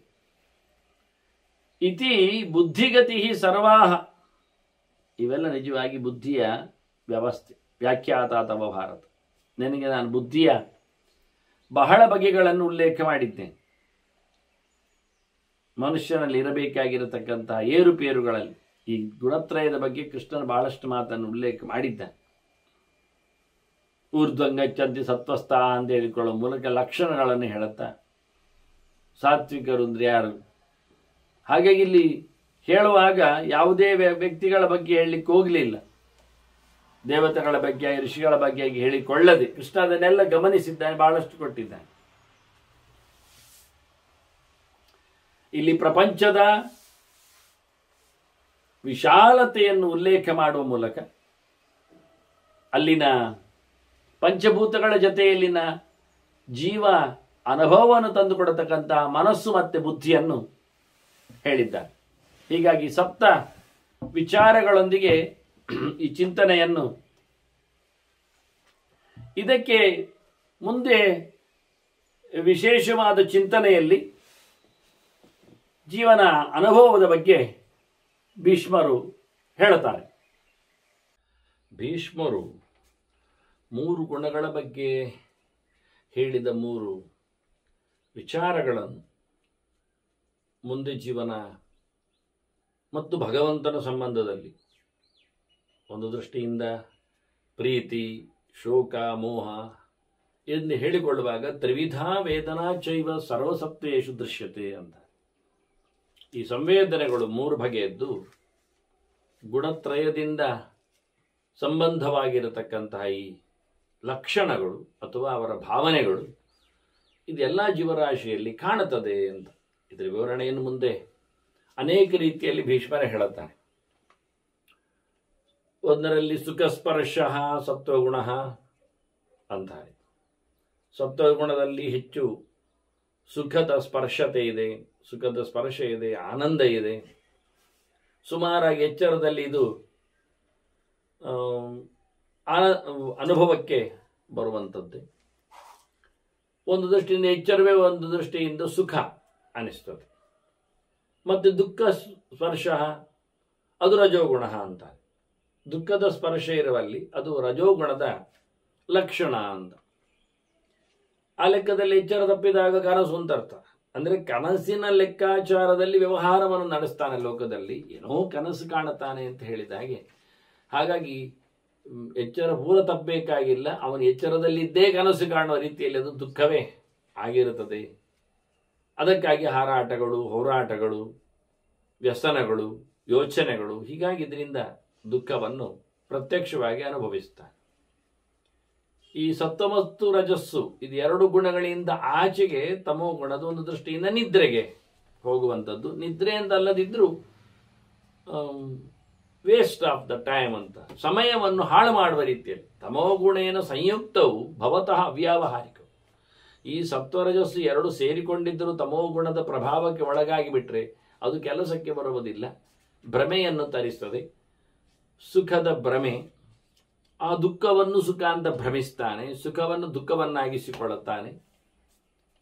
ಹೀಗಾಗಿ ಒಂದು ದೃಷ್ಟಿಯಿಂದ ನಿದ್ರೆಯ ಮಂಪರಿನ ಕಥೆ ಅಂತ. ಇನ್ನು ಅನೇಕ ಅಲ್ಲಿನ ಅನುಭವಗಳು, ಲಕ್ಷಣಗಳು ಹೇಗೆ ಅಂದರೆ ಪ್ರಹರ್ಷ, ಪ್ರೀತಿ, ಆನಂದ, ಸುಖಂ, ಸಂಶಾಂತ ಚಿತ್ತತ ಇತ್ಯೇತೆ ಸಾತ್ವಿಕ ಗುಣ ಅಂತಾರೆ. ಸಾತ್ವಿಕ ಗುಣಗಳು ಅದರ ಲಕ್ಷಣಗಳು ಹೇಗಿರ್ತದೆ ಅಂದರೆ ಶಬ್ದಗಳು ಒಂದೇ ರೀತಿಯಾಗಿ ಕಂಡರೂ ಅದರಲ್ಲಿ ವ್ಯತ್ಯಾಸಗಳಿರ್ತವೆ, ಪ್ರಭೇದಗಳು ಅನುಭವದಲ್ಲಿ ಬರುವಾಗ. ಪ್ರಹರ್ಷ ಹಿಂದೆ ನಾವು ನೋಡಿದ್ದೇವೆ ರುಚಿಗಳಲ್ಲಿ ಹೇಗಿತ್ತು ಅಂತ. ರುಚಿಗಳು ಸಿಹಿ ಅಂದಾಗ ಎಷ್ಟು ಬಗೆಯಿಂದ ಸಿಹಿಯನ್ನು ಗುರುತಿಸ್ತಾರೆ ಅಂತ. ಕಬ್ಬಿನ ಜಲ್ಲೆಯಲ್ಲಿ ಬರುವ ಸಿಹಿಯು ಅಥವಾ ಜೇನುತುಪ್ಪದಲ್ಲಿ ಮಡುಗಟ್ಟಿದ ಸಿಹಿಯು, ಅದು ಇನ್ನೂ ಆಚೆಗೆ ಹಾಲಿನಲ್ಲಿ ತುಪ್ಪದಲ್ಲಿ ಇರತಕ್ಕಂತಹ ರುಚಿಯು ಸಿಹಿಯು, ಹೀಗೆ ಪ್ರತ್ಯೇಕ ಏನಿರದೆ ಅನುಭವ ವೇದ್ಯವಾಗಿರ್ತದೆ ಅದು ಪ್ರತ್ಯೇಕ ಅಂತ. ಸಿಹಿ ಎನ್ನುವುದನ್ನು ನಾವು ಸಾಮಾನ್ಯವಾಗಿಸಿಕೊಂಡ್ರೂ ಸಿಹಿಯಲ್ಲಿಯೂ ಪ್ರಭೇದಗಳು, ಹಾಗೆ ಖುಷಿಯಲ್ಲಿ ಅನೇಕ ಪ್ರಭೇದಗಳಲ್ಲಿ ಪ್ರಹರ್ಷಃ ಅಂದರು, ತುಂಬ ಖುಷಿಯಲ್ಲಿರ್ತಾನೆ ಅನ್ನುವ ಅರ್ಥದಲ್ಲಿ. ಪ್ರೀತಿ ಅಂತಾರೆ, ಪ್ರಿಯವಾಗಿದೆ ಅವನಿಗೆ, ಹಿತವಾಗಿದೆ ಅಂತ. ಆನಂದ ಅಂತಾರೆ, ಸಮೃದ್ಧಿಯನ್ನು ಪಡೆದಿದ್ದಾನೆ ಅಂತ. ಸುಖ ಅಂತಾರೆ, ಯಾವುದೇ ರೀತಿಯಾದಂತಹ ನೋವು ಇಲ್ಲದವನಾಗಿ ಸಂಶಾಂತ ಚಿತ್ತದ, ಟೋಟಲಿ ಮನಸ್ಸು ವ್ಯಗ್ರ ಆಗದೆ ಶಾಂತವಾಗಿ ಅವನ ಯೋಚನೆಗಳು ಒಳಗೆ ಇರುತ್ತವೆ ಅನ್ನೋ ನೆಲೆಯಲ್ಲಿ ಇವೆಲ್ಲ ಸಾತ್ವಿಕ ಲಕ್ಷಣ. ಎಲ್ಲಿ ಸಾತ್ವಿಕತೆ ಹೆಚ್ಚಿರುತ್ತದೆ ಅಂಥವನು ಸಾಮಾನ್ಯವಾಗಿ ಇರುತ್ತಾರೆ. ಹಾಗೆ ಲಿಂಗಾನಿ ರಜಸಸ್ಥಾನಿ ಅಂತ ರಜೋಗುಣದ ಲಕ್ಷಣಗಳು ಹೇಗೆ ಕಾಣುತ್ತವೆ ಅಂದರೆ ಅತುಷ್ಟಿ, ಎಂಥದರಲ್ಲಿಯೂ ಯಾವತ್ತೂ ಸಹ ತೃಪ್ತಿ ಇಲ್ಲ. ಒಂದು ರೀತಿಯಿಂದ ಮನಸ್ಸಿನಲ್ಲಿ ಕೊರತೆ, ಕೊರಗು, ಹಾಗೆ ಪರಿತಾಪಶ್ಚ, ಸಂಕಟ ಪಡ್ತಾನೆ, ಎಲ್ಲದಕ್ಕೂ ಗೋಗರಿತಾನೆ, ಶೋಕ ದುಃಖಿಸ್ತಾನೆ, ಜೊತೆಯಲ್ಲಿ ಲೋಭ ತಥಾ ಅಕ್ಷಮ, ಯಾವುದನ್ನು ಸಹಿಸಿಕೊಳ್ಳುವುದಿಲ್ಲ, ಸೈರನೆ ಇಲ್ಲ ಯಾವುದರಲ್ಲಿಯೂ, ಮತ್ತು ಇನ್ನೂ ಬೇಕಿರತಕ್ಕಂಥ ಆಸೆಯಲ್ಲಿ ಬಿದ್ದಿರುತ್ತಾನೆ. ಇದು ಒಂದು ರೀತಿಯಿಂದ ರಾಜಸವಾದಂತಹ ಕೆಲವು ಆಯಾಮಗಳು ಅಂತ. ಕೃಷ್ಣನ್ ಇದರ ಬಗ್ಗೆ ಬಹಳಷ್ಟು ಗುಣತ್ರಯ ವಿಭಾಗದಲ್ಲಿ ಲಕ್ಷಣಗಳನ್ನೆಲ್ಲ ತಿಳಿಸಿಕೊಟ್ಟಿದ್ದಾನೆ. ಇಲ್ಲಿ ಒಂದು ಸಂಮುಗ್ಧವಾಗಿ ಭೀಷ್ಮರು ಹೇಳುವಾಗ ಕೊನೆಯಲ್ಲಿ ತಮಸ್ಸಿನ ಬಗ್ಗೆ ಮಾತಾಡಿದಾಗ ಅಭಿಮಾನ ತಥಾ ಮೋಹ ಪ್ರಮಾದ ಸ್ವಪ್ನ ತಂದ್ರಿತ, ಸಹಜವಾಗಿ ಸ್ವಪ್ನ ಕಾಣುವುದು, ತಡ ಮಾಡುವುದು, ತಂದ್ರ ನಿದ್ರೆ ಬರುವುದಿಲ್ಲ ಆದರೂ ಎಳೆಯುವುದು, ಕೆಲಸಗಳನ್ನು ಮುಂದುವರಿಸುವುದು, ಇವೆಲ್ಲ ಒಂದು ದೃಷ್ಟಿಯಿಂದ ಇತ್ಯೇತೆ ತಾಮಸಾಹ ವಿವಿಧಾಹ ತಾಮಸಾಹ ಗುಣ ಪ್ರಕಾರವಾದಂತಹ ತಮಸ್ಸುಗಳು, ಅದರ ಲಕ್ಷಣಗಳು. ಹೆಚ್ಚಿನ ತನ್ನ ಮೇಲಿರತಕ್ಕಂಥ ಹೆಚ್ಚು ಅಭಿಮಾನ, ಸ್ವಾಭಿಮಾನ, ಬಿಂಕ, ಬೂಟಾಟಿಕೆ, ಅದರೊಟ್ಟಿಗೆ ಏನು ಗೊತ್ತಿಲ್ಲ ವಾಸ್ತವವಾಗಿ, ಅಜ್ಞಾನವನ್ನೇ ಇಷ್ಟಪಡತಕ್ಕಂತಹ ಒಂದು ರೀತಿಯ ಮೋಹಕವಾದ ಭಾವ, ಒಟ್ಟಿಗೆ ತಪ್ಪು ಮಾಡುವುದೇ ಹೆಚ್ಚು, ಎಚ್ಚರಗೇಡಿಯಾಗಿರುತ್ತಾನೆ. ಇವೆಲ್ಲ ತಾಮಸರ ಲಕ್ಷಣ ಅಂತ. ಮನಸ್ಸು ಬಹಳ ಗಟ್ಟಿ ಮಾಡಿಕೊಂಡು ಇಂತಹ ದುರ್ಗುಣಗಳನ್ನೆಲ್ಲ ದೂರ ಮಾಡಿಕೊಂಡ್ರೆ ದೇವರೆಡೆಗೆ ಅವನು ಸಾಗ್ತಾನೆ. ದೂರಗಂ ಬಹುಧಾಗಾಮಿ ಪ್ರಾರ್ಥನಾ ಸಂಶಯಾತ್ಮಕ, ತಲೆಯಲ್ಲಿ ವಿಚಿತ್ರವಾದಂತಹ ಸಂಶಯಗಳು ಇವನ್ನೆಲ್ಲ ದೂರ ಮಾಡಬೇಕು. ಬಹಳಷ್ಟು ರೀತಿಯ ವ್ಯವಸ್ಥೆಗಳಲ್ಲಿ ಆಡಾಡಿ ಓಡಾಡಿರುವಂಥದ್ದು ಮನಸ್ಸು, ಅದರಲ್ಲಿ ಆಸೆಗಳು ಹೆಚ್ಚಿರ್ತವೆ, ಅದನ್ನು ತೆಗೆದು ಬಿಸಾಡಬೇಕು. ಹೀಗೆ ಮಾಡಿಕೊಂಡ್ರೆ ಮನಃ ಸಮಾಹಿತಂ ಯಸ್ಯ ಸಸುಖಿ ಪ್ರೇತ್ಯಚೇಹಚ. ಇಲ್ಲಿ ಆಗಲಿ ಹೋದ ಬಳಿಕ ಆಗಲಿ ಅವನು ಸುಖವಾಗಿರ್ತಾನೆ. ಯಾವಾಗ ಕೇಳಿದರೆ ತನ್ನ ಮನಸ್ಸಿನಲ್ಲಿ ಒಂದಿಷ್ಟು ಆಸೆಗಳನ್ನು ಹೊತ್ತುಕೊಳ್ಳದವ, ಎಂದೆಂದೋ ಯಾವ್ಯಾವುದೋ ಆಗಬೇಕಾದ ಸಂಗತಿಗಳ ಬಗ್ಗೆ ಇವಾಗಲೇ ಅದನ್ನು ತಲೆಯಲ್ಲಿ ಹಾಕಿಕೊಳ್ಳದವ, ಅದನ್ನೆಲ್ಲ ಎಂದೂ ಸಹ ಬಿಟ್ಟುಕೊಟ್ಟವ, ಕೊನೆಯಲ್ಲಿ ಯಾವುದೇ ರೀತಿಯಾದ ಸಂಶಯಕ್ಕೆ ದುಗುಡಕ್ಕೆ ತಲೆ ಓಡಿಸಿಕೊಳ್ಳದವ ನಿಜವಾಗಿ ಒಳ್ಳೆಯವನಾಗ್ತಾನೆ. ಈ ಜೀವ ಮತ್ತು ಪರಮಾತ್ಮನ ಸಂಬಂಧ ಈ ನೆಲೆಯಲ್ಲಿ ಹೇಗಿರ್ತದೆ ಎಂದು ಸತ್ವಕ್ಷೇತ್ರಜ್ಞಯೋ ಏತದಂತರಂ ಪಶ್ಯ ಸೂಕ್ಷ್ಮಯೋ, ಎರಡು ಅತ್ಯಂತ ಸೂಕ್ಷ್ಮವಾದ ಸಂಗತಿಗಳು ಜೀವ ಮತ್ತು ದೇವ. ನಾನು ಹೆಚ್ಚಾಗಿ ಅದೇ ಶಬ್ದ ಪ್ರಯೋಗ ಮಾಡುತ್ತೇನೆ. ಇದನ್ನಿಲ್ಲಿ ಭೀಷ್ಮರು ಹೇಳುವಾಗ ಸತ್ವ ಮತ್ತು ಕ್ಷೇತ್ರಜ್ಞ ಅಂತ ಕರೆದಿದ್ದಾರೆ. ಸತ್ವ ಎನ್ನುವುದನ್ನು, ಭೂತ ಎನ್ನುವುದನ್ನೆಲ್ಲ ಸಾಮಾನ್ಯವಾಗಿ ಎಲ್ಲ ಜೀವರಾಶಿಗಳಿಗೆ ಹೇಳುವ ಪದಗಳು ಇವೆ ಅಂತ ಹೇಳಿಕೊಳ್ಳುವ ನೆಲೆಯಲ್ಲಿ ದೇವರ ಅಧೀನವಾಗಿ ಬಂದಿದೆ ಅಂತ ತಿಳಿಸುವಾಗ, ಕ್ಷೇತ್ರಜ್ಞನನ್ನು ಭಗವಂತನೇ ತಿಳಿಸಿಕೊಟ್ಟಿದ್ದ. ಸರ್ವಕ್ಷೇತ್ರೇಶು ಭಾರತ ಕ್ಷೇತ್ರಜ್ಞಂಚಾಪಿ ಮಾಂ ವಿದ್ಧಿ ಅಂತ ಎಲ್ಲ ವ್ಯಕ್ತಿಗಳನ್ನು ಚೆನ್ನಾಗಿ ಅರಿತವನ ದೇವರೊಬ್ಬನೇ. ಹಾಗೆ ಇವರಿಬ್ಬರು ಹೇಗಿದ್ದಾರೆ ಕೇಳಿದರೆ, ಸೃಜತೇತು ಗುಣಾನೇಕ ಏಕೋನ ಸೃಜತೆ ಗುಣಾನ್. ಒಬ್ಬ ಎಲ್ಲ ಜೀವರನ್ನು ಸೃಷ್ಟಿ ಮಾಡಿದವ, ಇನ್ನೊಬ್ಬ ಸೃಷ್ಟಿ ಮಾಡುವುದೇ ಇಲ್ಲ. ಒಬ್ಬ ಈ ಸತ್ವರಜಸ್ಸು ತಮಸ್ಸುಗಳನ್ನೆಲ್ಲ ಅಂಟಿಸಿದವ, ಇನ್ನೊಬ್ಬನಿಗೆ ಹೊರಗೆ ಹೋಗಲಿಕ್ಕೆ ಆಗುವುದಿಲ್ಲ. ಗುಣದ ಮೇಲೆ ಅವನಿಗೆ ಯಾವುದೇ ರೀತಿಯಾದ ಸ್ವಾತಂತ್ರ್ಯವೇ ಇಲ್ಲ. ಈ ರೀತಿಯಾಗಿ ಇಡೀ ಜಗತ್ತಿನ ಸೃಷ್ಟಿ ಮಾಡಿದವ ಅದು ಒಬ್ಬನೇ ಭಗವಂತ. ಉಪಯೋಗಕ್ಕೆ ಬಿದ್ದ ಎಲ್ಲ ಸಂಗತಿಗಳನ್ನು ಜೀವನಿಗೆ ಕೊಟ್ಟಿದ್ದಾನೆ. ಜೀವ ತನ್ನ ಯಾವುದೇ ವಸ್ತುಗಳನ್ನು ತಾನು ಸಂಕಲ್ಪಿಸಿಕೊಂಡಂತೆ ಸೃಷ್ಟಿ ಮಾಡಿಕೊಳ್ಳಲಾರ. ಹಾಗಾಗಿ ಸೃಷ್ಟಿಯ ಕಥೆಯನ್ನು ನೋಡಿಕೊಂಡೇ ಭಗವಂತ ಮತ್ತು ಜೀವ ಎಷ್ಟು ವ್ಯತ್ಯಾಸ ಇದ್ದಾನೆ, ದೇವರು ಮತ್ತು ಜೀವ ಹೇಗಿದ್ದಾನೆ ಅಂತ ಅರ್ಥ ಮಾಡಿಕೊಳ್ಳಿಕ್ಕಾಗ್ತದೆ. ಮಶುಕೋ ದುಂಬರವು ವಾಪಿ ಸಂಪ್ರಯುಕ್ತವು ಯಥಾ ಸದಾ. ಅತ್ತಿಕಾಯಿ ಉದುಂಬರ, ಅದನ್ನು ಒಡೆದಾಗ ಅದರೊಳಗೆ ಕ್ರಿಮಿಕೀಟಗಳೆಲ್ಲ ಕಾಣುತ್ತವೆ, ಹುಳ ಹುಪ್ಪಟೆಗಳೆಲ್ಲ ಕಾಣುತ್ತವೆ. ಹೇಗೆ ಅವುಗಳು ಒಟ್ಟಿರ್ತಾವೋ ಹಾಗೆ ಕಾಯಿಯಲ್ಲಿ ಹುಳಗಳು ಸೇರಿಕೊಂಡ ಹಾಗೆ ಒಟ್ಟಿರ್ತಾವಂತ ತಕ್ಷಣ ಕಾಯಿಯೇ ಹುಳ ಅಲ್ಲ, ಹುಳವೇ ಕಾಯಿ ಅಲ್ಲ, ನಿತ್ಯವಾಗಿ ಇರ್ತಾವೆ ಒಟ್ಟಿಗೆ. ಅನ್ಯೋನ್ಯಮೇತವು ಸ್ಯಾತಾಂಚ ಸಂಪ್ರಯೋಗ ತತಾದಯೋ. ಇವುಗಳು ಒಟ್ಟೊಟ್ಟಿಗೆ ಬಿದ್ದುಕೊಂಡಿರ್ತಾವೆ, ಸೇರಿಕೊಂಡಿರ್ತಾವೆ. ಆದರೆ ಯಾವುದು ಸಹ ಒಂದಕ್ಕೆ ಒಂದಲ್ಲ. ಪೃಥಗ್ಭೂತವು ಪ್ರಕೃತಿ ಆತವು. ಸಹಜವಾಗಿ ನೋಡಿಕೊಂಡ್ರೆ, ಸೃಷ್ಟಿಯ ಪ್ರಕಾರದಲ್ಲಿ ನಿಂತುಕೊಂಡ್ರೆ, ಅವುಗಳ ಸ್ವಭಾವವನ್ನು ಗಮನಿಸಿದರೆ ಅವು ಎರಡು ಬೇರೆ ಬೇರೆ ವಿಷಯದಲ್ಲಿ, ಆದರೆ ಒಟ್ಟಿದೆ ಎನ್ನುವುದು ಸತ್ಯ. ಸಂಪ್ರಯುಕ್ತವು ಸರ್ವದಾ, ಒಟ್ಟಾಗಿ ಕೆಳಗೊಂಡಿದೆ. ಹೇಗೆ ಅಂತ ಹೇಳೋದಾದ್ರೆ, ಅಥವಾ ಮತ್ಸ್ಯ ಜಲಂಚಯ, ನೀರಿನಲ್ಲಿ ಮೀನಿದೆ ಅಂದ ತಕ್ಷಣ ಮೀನು ನೀರಲ್ಲ, ನೀರು ಮೀನಲ್ಲ. ಆದರೆ ಯಾವಾಗಲೂ ನೀರಿನಲ್ಲೇ ಇರ್ತದೆ ಮೀನು, ಸತ್ಯ. ಹೀಗೆ ಭಗವಂತ ಮತ್ತು ಜೀವರ ಸಮಸ್ಥಿತಿ ಒಂದೆಡೆ ಸೇರಿಕೊಳ್ಳುವ ಬಗೆ. ನಗುಣಾಹ ವಿದುರಾತ್ಮಾನ. ನಿಜವಾಗಿ ನೋಡ್ಲಿಕ್ಕೆ ಹೋದ್ರೆ ಜೀವರು ದೇವರನ್ನು ಕಂಡದ್ದೇ ಇಲ್ಲ, ತಿಳ್ಕೊಂಡದ್ದೇ ಇಲ್ಲ. ಗುಣ ಅಂದ್ರೆ ಗುಣೀಭೂತರಾದವಳು, ಅತ್ಯಂತ ಸಣ್ಣ ಮಟ್ಟದವರು. ಹಿಂದೊಮ್ಮೆ ಬಂತಲ್ಲ, ಸೃಜದೇತು ಗುಣಾನ್ ಏಕಃ ಅಂತ. ಎಲ್ಲ ಈ ಸಿಕ್ಕ ಪುಟ್ಟ ಪದಾರ್ಥಗಳನ್ನೆಲ್ಲ ಸೃಷ್ಟಿ ಮಾಡಿದವ ಜೀವ. ಎಕ್ಕಷ್ಟಿದೆ ದೇವರಿಗೆ, ಜಡದ ವ್ಯವಸ್ಥೆಗಳಿಗಿಂತ ಸ್ವಲ್ಪ ಮಿಗಿಲು ಅಂತ ಹೇಳುವ ಲೆಕ್ಕದಲ್ಲಿ ಇಡೀ ಜಡವನ್ನು, ಚರಾಚರ ಪ್ರಪಂಚವನ್ನು ಕೊಟ್ಟವ ಅಂತ ಮೊದಲು ಹೇಳಿ ಆಗಿದೆ. ಆದ್ರಿಂದ ಇವೆಲ್ಲ ನ ಗುಣಾಹ ವಿದುರಾತ್ಮಾನ. ಈ ಜೀವರು ಯಾರೂ ಸಹ ಭಗವಂತನನ್ನು, ಪರಮಾತ್ಮನನ್ನು, ಪರಿಪೂರ್ಣನನ್ನು, ಸರ್ವವ್ಯಾಪ್ತನನ್ನು, ಎಲ್ಲವನ್ನು ಕಬಳಿಸುವವನನ್ನು, ಸೃಷ್ಟಿ ಮಾಡಿದವನನ್ನು, ಎಲ್ಲ ಕೊಟ್ಟವನನ್ನು ತಿಳ್ಕೊಂಡಿಲ್ಲ. ಗುಣಾನ್ವೇತ್ತಿ ಭಗವಂತ ಮಾತ್ರ ಸರ್ವಶಃ ಎಲ್ಲಾ ಜೀವರನ್ನು ಚೆನ್ನಾಗಿ ತಿಳ್ಕೊಂಡಿದ್ದ.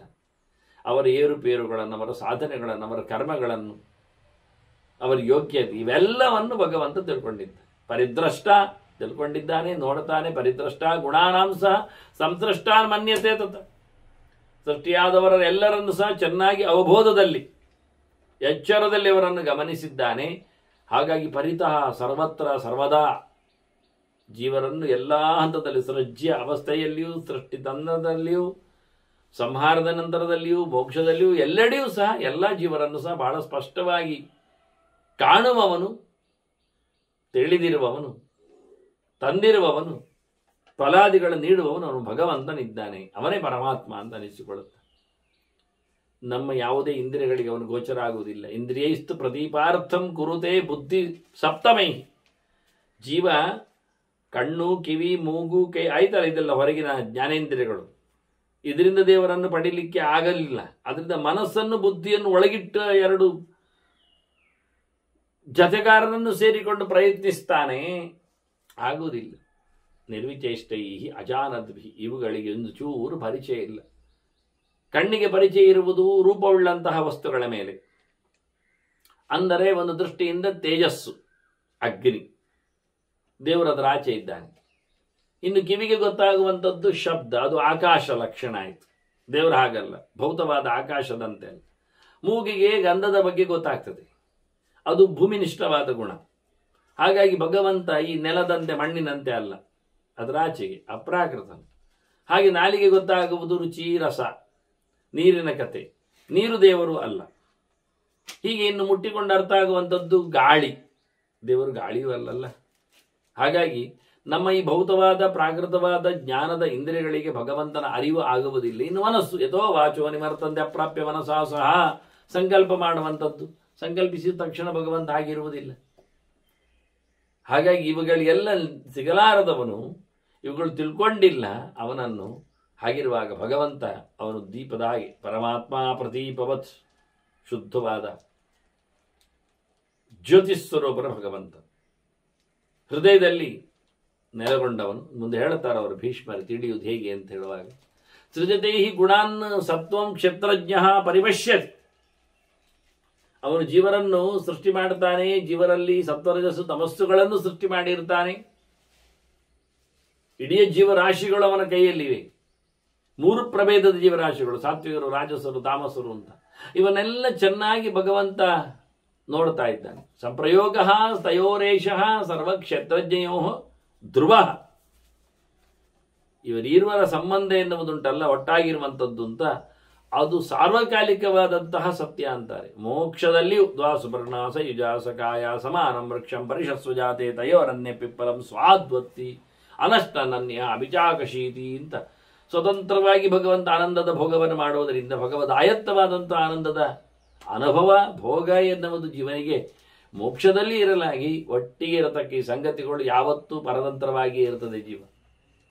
ಇದನ್ನು ಗುರುತಿಸಿಕೊಟ್ಟು ಶಾಶ್ವತವಾದಂತಹ ಇವರ ಸಂಬಂಧ ಇದೆ, ಒಟ್ಟಿರುವ ವ್ಯವಸ್ಥೆ ಬಿಡ್ಲಿಕ್ಕೆ ಬರುವುದಿಲ್ಲ.